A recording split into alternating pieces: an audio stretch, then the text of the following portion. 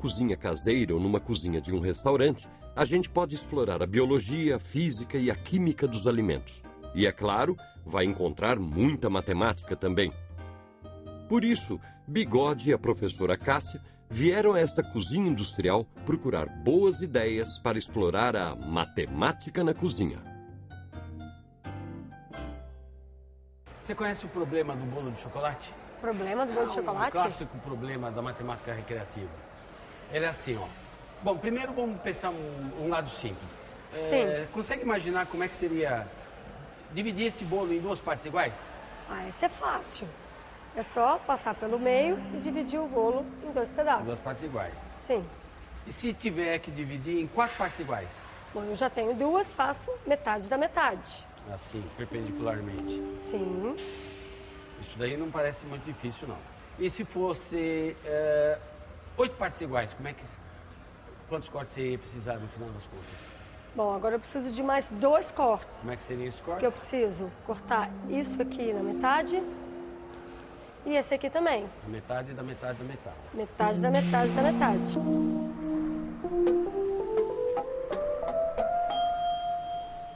Uma cozinha é possível explorar a biologia, a química e a física dos alimentos. Mas hoje, o prato do dia é matemática. E é por isso que nós estamos aqui com a professora Cássia. Cássia, que além de professora de matemática... Gosto muito de cozinha. Então, gosto desse agora tema. que eu vou te dar o problema verdadeiro. O problema verdadeiro não é assim tão simples como esse. Tá? O problema verdadeiro é outro. Vamos ver. O grande desafio mesmo é partir esse bolo em 8 partes iguais, mas com apenas 3 cortes. Nossa, agora você me pegou, tem que pensar um pouco. Enquanto ela pensa, vamos explorar outros problemas da matemática no âmbito da cozinha e da alimentação.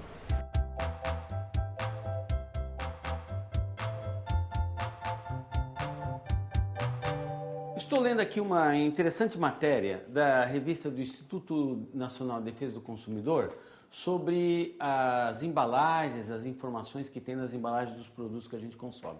Então esse é um ponto super importante para a gente discutir uma conexão entre matemática e cidadania, matemática e consumo responsável e coisas do tipo. As embalagens dos produtos que consumimos, elas têm que trazer informações a respeito da data da validade. Né? Então, isso é uma atividade muito interessante para crianças pequenas e também lá para os adolescentes, porque a questão da data da validade, ela não passa de uma subtração de datas, né? No caso aqui, eu tenho a data em que foi fabricado o produto e a data limite para o consumo. A subtração dessas datas vai dar a data da validade. No caso do leite, por exemplo, eu estou entendendo que ele tem que ser consumido em 5 dias. Né? Agora, há outros produtos, devido à tecnologia das embalagens, que tem uma vida útil, vamos dizer assim, lá no armário, na despensa, maior. Nesse caso aqui, é de cerca de 3 meses. Então, data de validade é um problema de subtração de datas. Bem, agora vamos voltar para a cozinha para ver se a professora Cássia, a nossa samurai, já decifrou o enigma. Como fatiar o bolo em 8 pedaços com apenas 3 cortes? E aí, Cássia, continua pensando ou já resolveu o problema do bolo? Continuo pensando. Eu vou te dar uma dica, tudo bem? Tudo bem. Olha, mudar o ponto de vista. Então, se a gente dividir aqui, nesse primeiro corte temos 2 pedaços. Mais um corte, 4 pedaços. E agora, dividimos aqui e teremos, então, 8 pedaços. Parabéns. De prêmio, vou te dar... Opa, eu quero de cima que tem chocolate.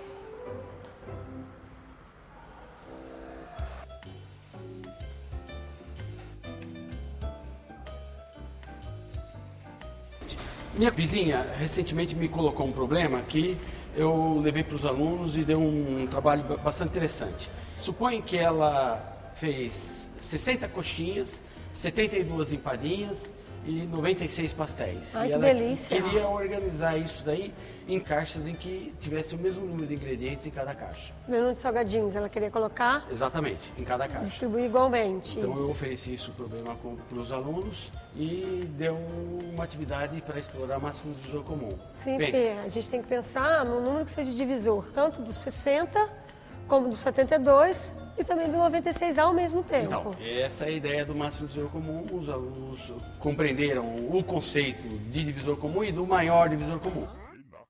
Veja como se calcula o MDC, o máximo divisor comum de 3 números. Primeiro, decompomos os números em fatores primos. Depois, basta ver quais são os fatores comuns e multiplicá-los. Portanto, o maior divisor comum de 60, 72 e 96 é 12. Então vamos ver, 60 é igual 5 vezes 12, 72 6 vezes 12, e 96. 8 vezes 12. Então, na verdade, ela precisa... Ela vai Ela fazer. vai montar 12 caixas. E em cada caixa ela vai colocar 6, 5 e 8 salgadinhos. Então ela vai colocar 19 Total, salgadinhos. 19 salgadinhos. Em cada caixa. Então, a ideia é essa, explorar situações, problemas significativas a partir de um contexto real. Matemática em toda parte.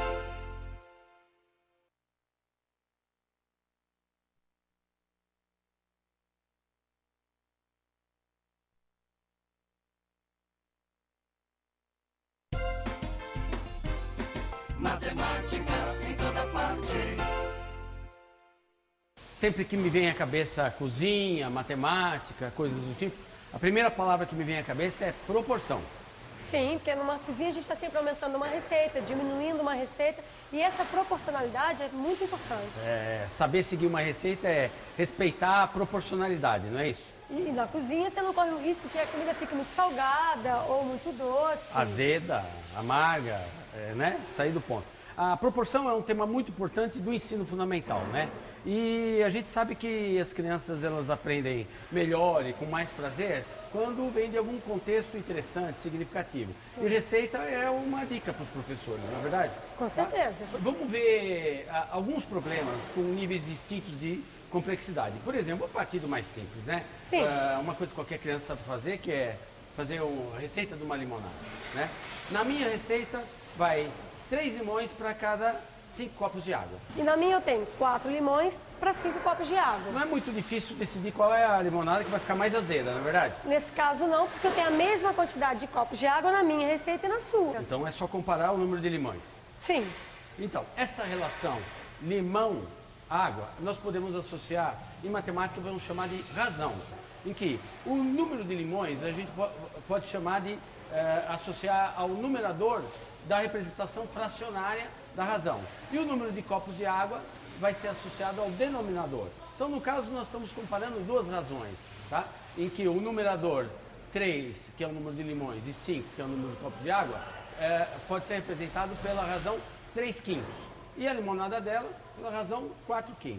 Quando a gente estuda frações, comparar frações com o mesmo denominador é simples, né?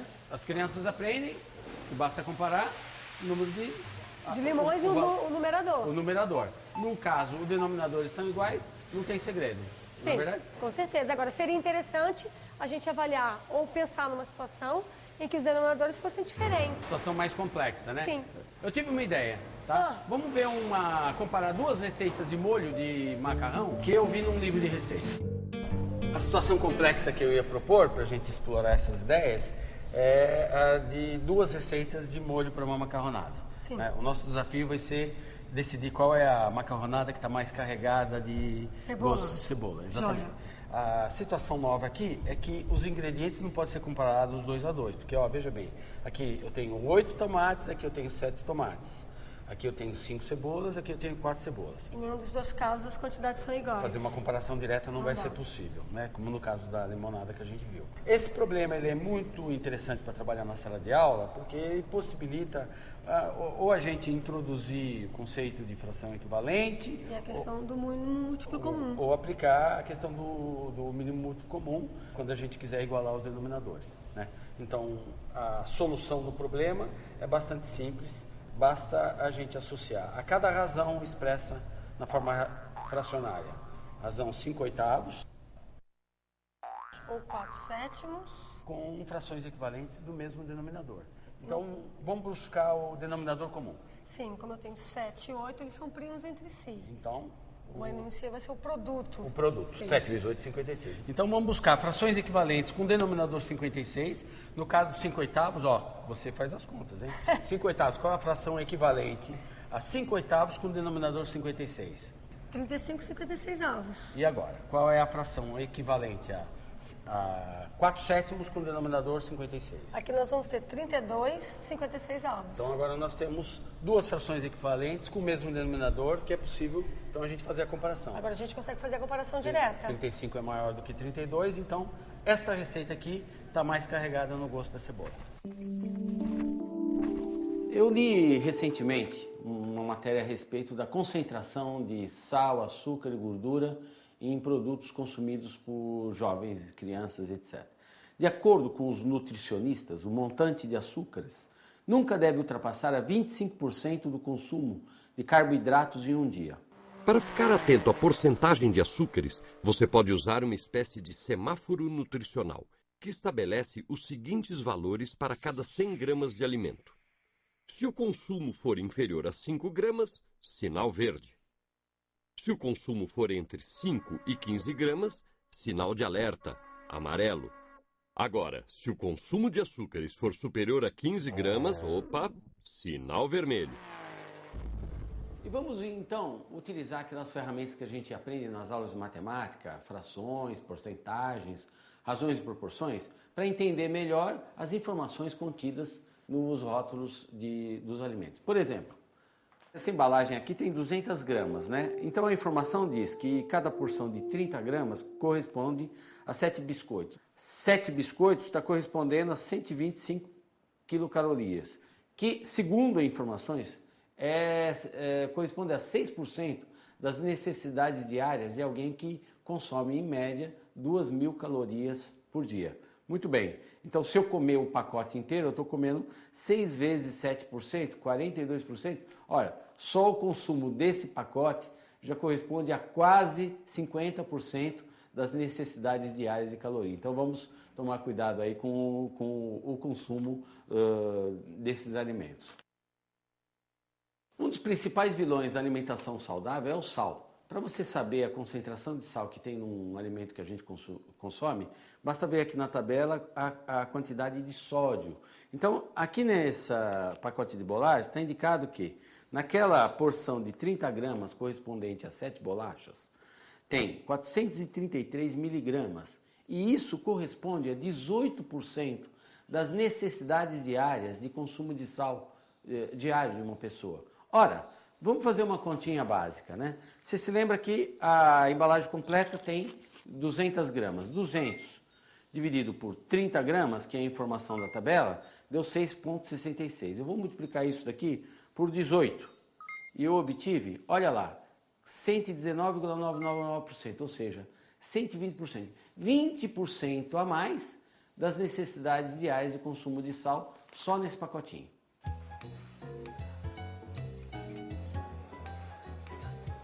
O que impressiona aqui nessa cozinha, uma cozinha industrial, é a escala.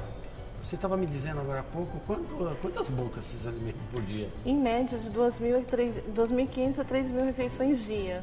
Falando da escala, dessa macro escala, né? Por exemplo, isso daqui é uma caldeira, né? Sim, é uma caldeira. Que tipo de alimento vocês estão fazendo aqui? Então, nessa caldeira ela tem capacidade aproximadamente de 120 litros. Nós produzimos aqui o arroz, o feijão, guarnição. E, por exemplo, a receita de arroz. Quantos quilos de arroz vocês fazem nessa caldeira? Então, em cada caldeira dessa, nós produzimos aproximadamente 60 quilos de arroz, mas aí nós colocamos 100 litros de água, 4 quilos de cebola, que nós batemos no liquidificador, e mais, em média, 500 gramas de alho. Então, vão 60 quilos de arroz, 100 litros de água, 4 quilos de cebola e meio quilo de alho. Isso para 60 quilos de arroz. 60 quilos de arroz. Você falou que gasta 120 por dia, então dá para umas 1.500 pessoas aproximadamente. Sim. Tá aqui um bom problema para a gente propor, comparar a minha receita, mas ver os 4 lá de casa com os 1.500 dessa caldeira uma aqui. Bela proporção. Né? Ver se segue a mesma proporção. Obviamente, não deve seguir, porque quando muda de escala, as leis passam a funcionar de modo diferente. Né? Então, por exemplo, quanto tempo você leva para cozer o arroz aqui? Então, isso depende muito porque é um equipamento que funciona a vapor. Então, normalmente, ele demora em média de 3, 4 horas para ter um ponto bom. 3, 4 horas? Isso, o arroz? O arroz. E na sua casa, quando você faz arroz, leva quanto tempo? Meia hora, no máximo. Então, você vê que como muda a escala, o tempo, a variável tempo, não pode ser trabalhada aí. Não. Matemática em toda parte.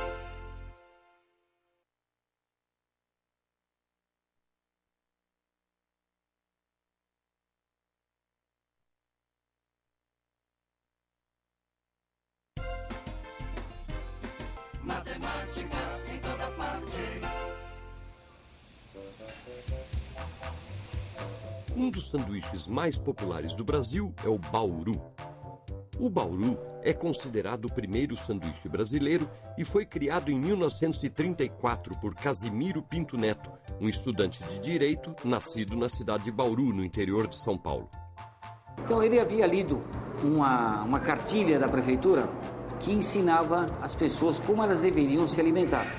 Aí ele chegou lá no restaurante e falou assim, olha, hoje eu vou comer alguma coisa diferente, vou fazer um sanduíche que atenda às especificações da cartilha do manual da prefeitura.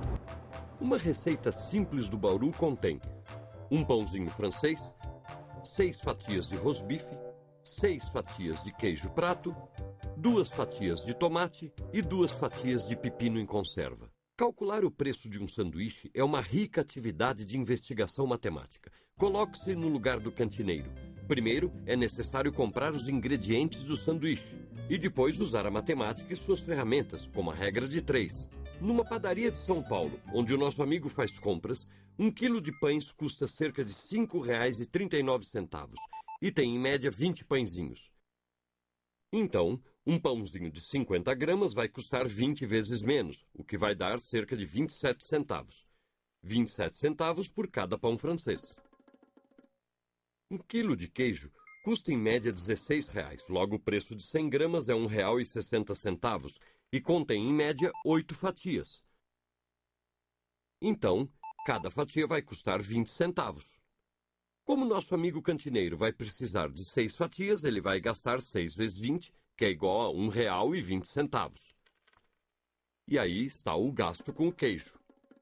1 quilo de rosbife está custando R$ 25,00. 100 gramas sai por R$ 2,50 e contém em média 6 fatias. Logo, R$ 2,50 é o custo do rosbife. O quilo de tomate está custando, dependendo da safra, R$ 4,00 e tem em média 8 tomates. Logo, cada tomate está custando 50 centavos. Cortando o tomate em 5 fatias, cada fatia vai sair por 10 centavos. Como na receita usamos 2 fatias, o custo vai ser de 20 centavos pelos tomates. E, finalmente, o pepino em conserva. O quilo sai por volta de R$ 12,00. Como pode-se tirar cerca de 48 fatias de 1 quilo de pepino em conserva, cada fatia sai por 25 centavos, ou seja, no bauru, o cantineiro gasta 50 centavos no pepino. Somando tudo isso, o custo dos ingredientes do bauru é R$ 4,67. A partir daí, você começa a fazer um rateio de todas as suas despesas que você tem, de impostos, de encargos salariais, de aluguel, despesas de água, luz, gás que você tem. E você faz um rateio dessas despesas entre todos aqueles produtos que você vende, proporcionalmente à quantidade de cada um deles que você vende. Mas o melhor dessa atividade é que depois de calcular o preço, você pode comer o sanduíche. Vamos fazer as nossas contas agora, fazendo um estudo sobre alimentos naturais. Então eu trouxe aqui uma banana e um abacate e vamos ver a concentração, o valor calórico dessas duas frutas que a gente compra na feira, no mercado, etc. Primeiro vamos fazer uma comparação das massas da banana e do abacate. Bem, essa banana, segundo informações que eu tenho aqui, ela pesa cerca de 70 gramas. e o abacate cerca de 200 gramas. A quantidade de calorias desse abacate tem 324 e da banana 62 calorias. Vamos ver quantas bananas eu precisaria para equivaler a massa do abacate. Então eu vou fazer 200 dividido por 70, 2,857. Então eu vou multiplicar esse 2,857 por 62, que é a quantidade de calorias que tem a banana, tá? Para verificar quanto o equivalente a quase 3 bananas, tá me dando 177 calorias. Se eu fizer uma aproximação, isso é cerca de metade das calorias do abacate. Agora, vamos fazer um balanço de tudo que a gente conseguiu explorar de matemática nesse contexto da alimentação, da cozinha, do restaurante, etc. Né? Você viu que a gente conseguiu passar por vários conceitos, né, situações, problemas interessantes. Bastante interessantes, como aquele do MDC, dos salgadinhos, né? Você, quando era professora, iniciante, assim, você chegou a trabalhar esse tipo de problemas ou alguma coisa parecida? Eu trabalhei a questão dos alimentos, tabulação de preço, a gente chegou a fazer uma mini lojinha em sala. Certo. Então a gente deu uma contextualizada, sim, mas proporção é uma coisa que eu não tinha pensado ainda, e com esse programa eu acho que o tema da alimentação eu acho bastante interessante. Tem muitas situações, problemas e projetos que a gente poderia trabalhar, mas não cabe nesse programa. Por exemplo, no caso da conservação dos alimentos, que ideias você tem? Eu acho que é muito bom para começar a trabalhar com números negativos, porque a gente tem alimentos que precisam ser conservados em temperatura abaixo de 0, e os números negativos podem ser trabalhados num contexto que é familiar para os alunos. Quer dizer, para a introdução dos números negativos, a alimentação, temperatura negativa, é um contexto bastante rico. Eu acho que é bastante rico, porque eles têm a geladeira, o próprio freezer da geladeira da casa das pessoas trabalha com temperaturas abaixo de 0. Colocar as ideias iniciais em número negativo, eu acho que a temperatura é realmente um contexto bastante bom. Né? Principalmente numa cozinha em que você tem temperaturas variando aí de menos 10 graus até 200 graus, e pode pensar numa escala e trabalhar a comparação. Mas e as operações, né? As operações costumam ser o grande problema dos professores, né? Sim. E eu desenvolvi um aparato para os alunos assim produzirem sentido, né, para a questão das operações, né? Que sempre foi um trauma, né? Os pais deles falam assim, a regra de sinais, como é que é? E envolve também alguma coisa ligada à questão da alimentação, que é assim, você se lembra daquelas balinhas, aquelas pastilhas, né? Vem numa latinha, ou sim, agora de plástico. Então, essas pastilhas, depois de consumidas, depois das crianças escovarem o dente, né? Então a gente desenvolve um aparato para eles fazerem operações de adição e subtração com números negativos e positivos. Os alunos recortam uma fita de papel numa escala de centímetro a centímetro, fazem a marcação do 0, dos números negativos, e esse movimento de girar à direita ou à esquerda possibilita ele fazer os cálculos. Também no meu tempo, estou sempre lembrando do meu tempo, para procurar alguma coisa, eu não quero que os alunos de hoje passem pelo que eu passei. Aquela lista enorme de contas com números decimais, 2, 3 casas. E nesses restaurantes de quilo, balança digital, essas operações... elas aparecem e elas têm significado. Aparecem naturalmente, pode propor que os alunos problematizem, estimem. Então, de todos esses conceitos, a gente mexeu com máximo de uso comum, com mínimo múltiplo comum, com frações equivalentes, né? O conceito campeão foi a proporcionalidade, né? Cozinha e proporção tem tudo a ver. Tem tudo a ver. Agora você já sabe que a cozinha da sua casa e a cozinha da sua escola são ótimos lugares para pensar problemas, atividades e jogos que vão ajudar seus alunos a descobrir que existe mesmo matemática em toda parte.